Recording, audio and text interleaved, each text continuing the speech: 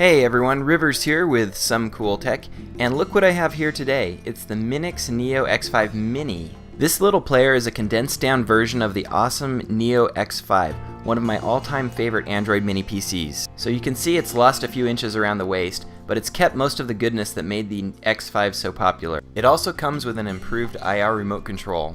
What you get in the box is a manual, the X5 Mini, the remote control, a USB cable, power adapter cable, and an actual HDMI cable, which you don't see too often these days. Inside, it's got a Rockchip 3066 CPU, 1 gig of DDR3 DRAM, 8 gigs of flash memory, Wi-Fi 802.11 BGN, but really it's the ports and the software that make this an exceptional player. So over here on the side, you've got two full-size USB ports. You've also got a full-size SD card slot. And then on the back, you've got your HDMI port, optical audio out, which does 5.1 channel sound, your Ethernet port, and your power port. Now on the bottom, it's got new grippier material plus rubber feet to keep it in place. The included remote is a nice improvement too. All of the buttons are working great, including power, home, and menu buttons, plus it seems to have a better field of view. Here you can see it compared to the original X5, which I think is a great improvement. It's just the perfect size now, and it has just the perfect number of ports. You do lose your audio jacks, power button, and one USB port, but I think it's worth it to have this nice small form factor. Here you can see what it looks like compared to an Apple TV. They're very similar in size and shape. They have almost the same ports on the back as well. The difference is on the side, there are the extra two USB ports and SD card slot. Plus, of course, the ability to install thousands of Android apps. And if you need to upgrade the firmware in the future, the flash mode button is right here on the bottom.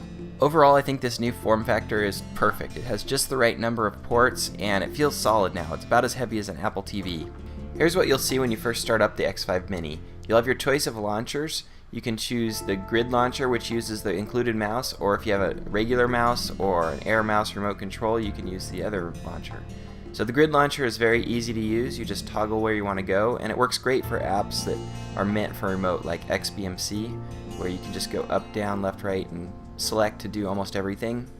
By the way, I'll put a link to this version of XBMC in the description down below. This is a different version of XBMC that uses MX Player to play the video, and it seems to work really well. The X5 Mini has great software. Everything just works. It really strikes me as the kind of player that would be sold in a retail store. It comes with everything you need to get started quickly, and it's something an average user would feel pretty comfortable using. Here you can see photo slideshows work great with the included remote. For other apps that require typing or the use of a mouse, I recommend an Air mouse remote like this one. It uses an accelerometer to give you a mouse cursor wherever you want it. You can use its pointer on the on-screen keyboard or type in your searches as well. I'll put a link to some good remotes in the video description. If you choose the other launcher, this is what you'll see. So you've got a lot of your most commonly used apps and settings on the desktop, and here's the rest of the included apps. So you've got most of the basics. The camera on here actually works really well, and it works in Skype also. You've got a Chrome, you've got a DNLA streaming app so you can send YouTube videos to your big screen TV, your photo gallery, email, maps, Google Play, button configuring software, video player, and a bunch of other apps that you might find useful. Plus, Google Play will let you install pretty much anything that you want. Next, I went ahead and installed all my favorite apps on here, as well as Go Launcher HD, which upgrades the way the icons look, makes them a little bit bigger.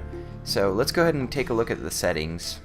First up, we have Wi-Fi, which works great on the X5 Mini. It connected right up for me, no problems at all. We've got Ethernet if you want to enable it.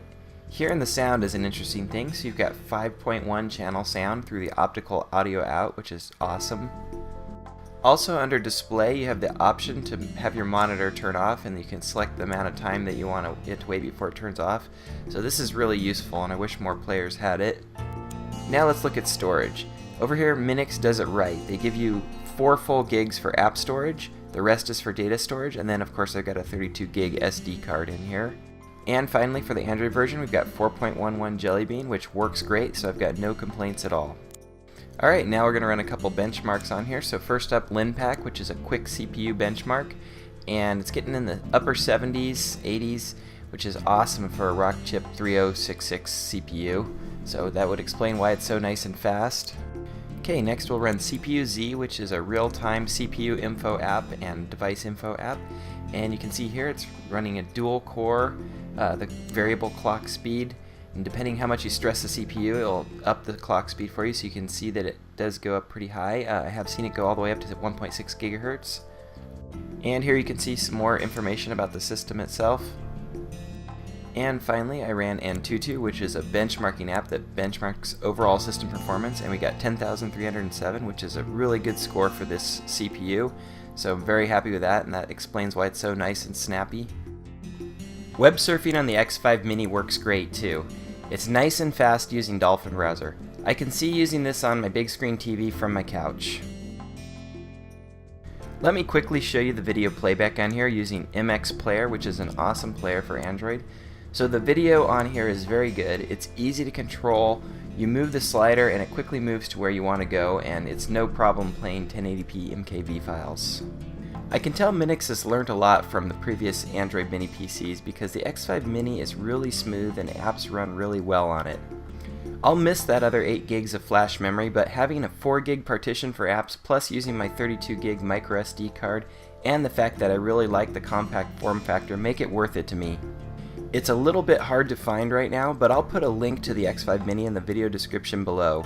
I'll list any new info about the software in the video description. Please give this video a thumbs up if you like what you saw, and don't forget to subscribe if you want to see more videos like it. Thanks for watching, and aloha!